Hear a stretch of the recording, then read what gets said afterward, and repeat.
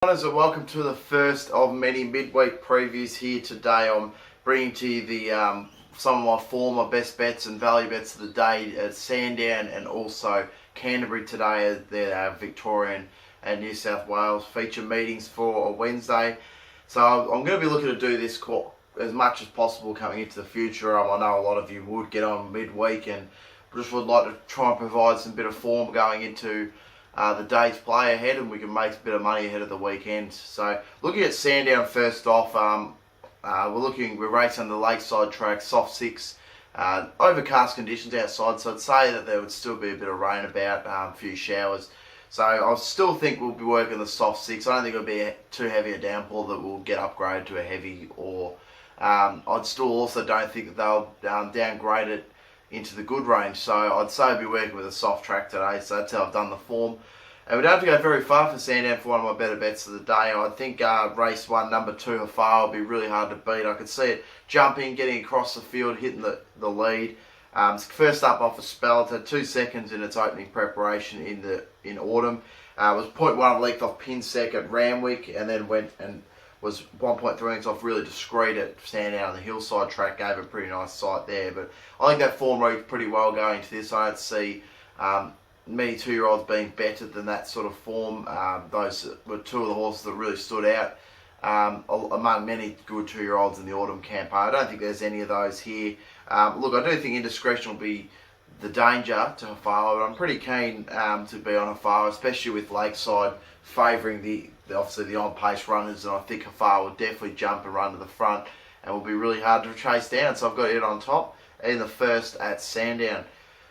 Looking through the card, race number 4, I'm pretty keen on a horse at each way odds here, and it's horse number 9, La Mer Celtique.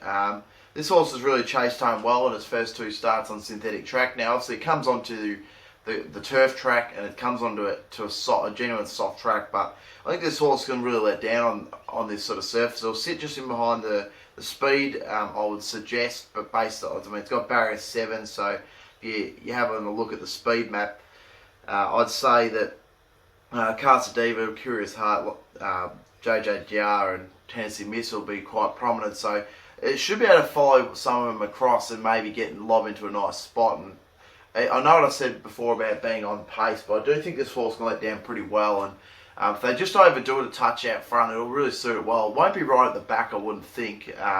So if it can land a good spot, I think this is really good odds each way for this horse. So I think it's really on the rise, and can get its maiden victory out of the way here in what is a 3-year-old filly's benchmark 64. So it's really a stepping up in class. But I think Michael Kent knows what he's doing, and I think $7 is a pretty good price to find out. I thought it was, especially last start on the synthetic when it was at the 1,000 metres, it really did let down nicely. Only just missed on that occasion, going point over length down to Samson. It steps up that extra 300 metres, I think it's going to suit perfectly. So I've got it in as my each way bet for race number 4 at Sandown.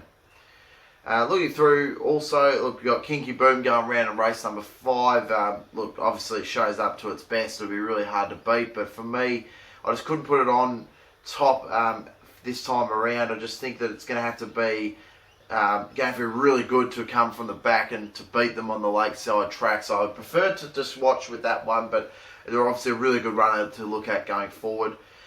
Race number 6, I do like a horse again at each way odds. I like number 7, Shot of Irish for Scott Brunton, of course the Tasmanian trainer. Looking at the speed map, I think it will have to do a lot of work to get across. I'd say Kentucky Breeze and Goldfields and the inside barriers will push up, but if it can get across and find a nice spot, I think it'll be really hard to run down Ben Mellon in the saddle. There's not too much speed drawn inside of it, it's mostly those inside barriers, so you might be able to tuck in behind them and get the 1 out, 1 back trail potentially. I thought it was a little bit disappointing first up at Geelong on the heavy track. It was on pace, got run down by Highland Beat, but Highland Beat since come out and won at Caulfield, so I think the form there is really good. Prior to that, Tasmanian form was quite good as well, so I think the each way odds are quite appealing.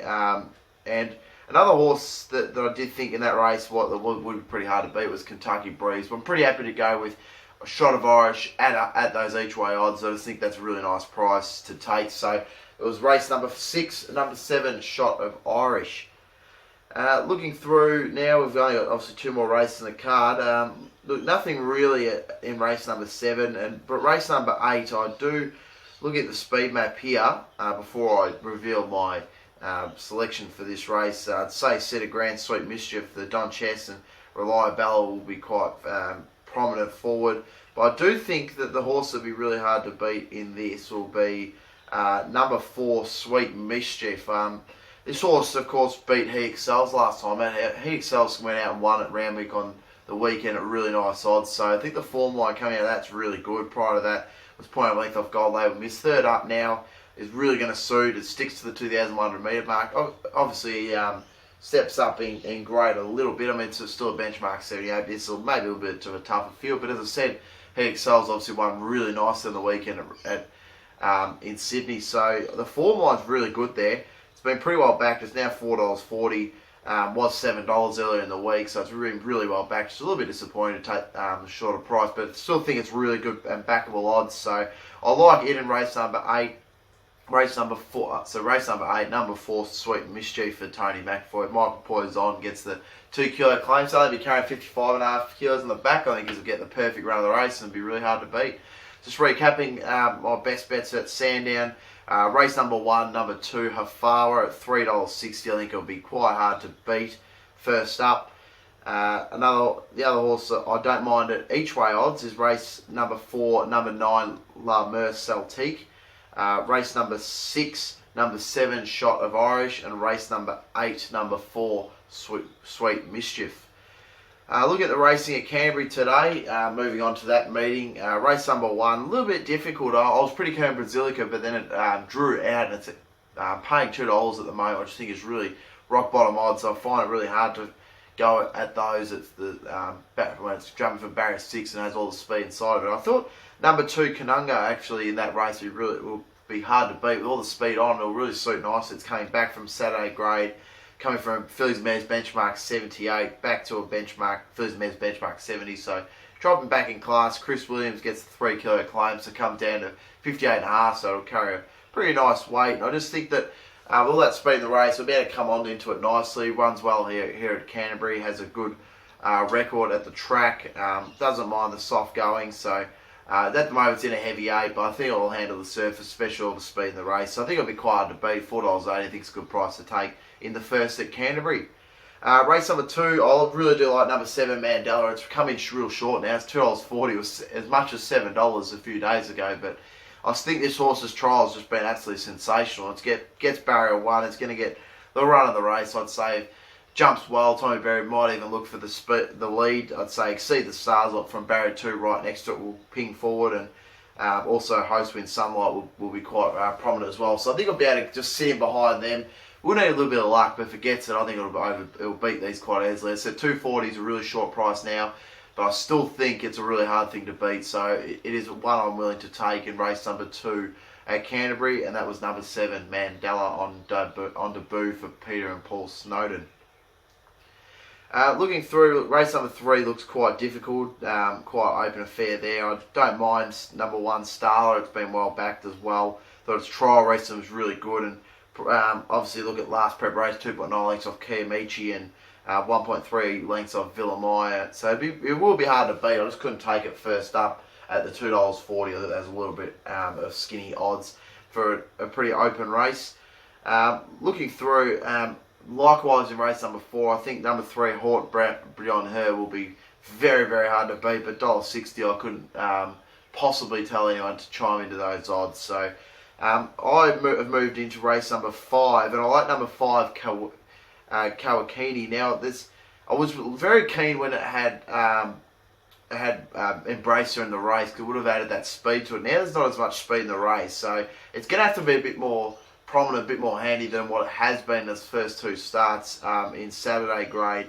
If you have a look at those runs, it was 8th last time out, 5.2 lengths off Notation. Of course, Kunamara was in that race. Some pretty handy Saturday racing horse in that. Prior to that, it was 2.9 lengths off Passage of Time, which was really good form. Passage of Time's of course been flying over the last couple of months. So, but the one thing that favours this horse really well is it doesn't mind heavy tracks. At 5 starts on it for 3 placings, but really enjoys racing here at Randwick, Canterbury. Sorry, it's had 4 starts at the track for a win and 2 placings. So I'm pretty keen to have it on top. I'm just hoping that they can just get into a bit of a closer spot, because there's not going to be a whole lot of speed in the race. So I think if it can do that, it'll really prove hard to beat.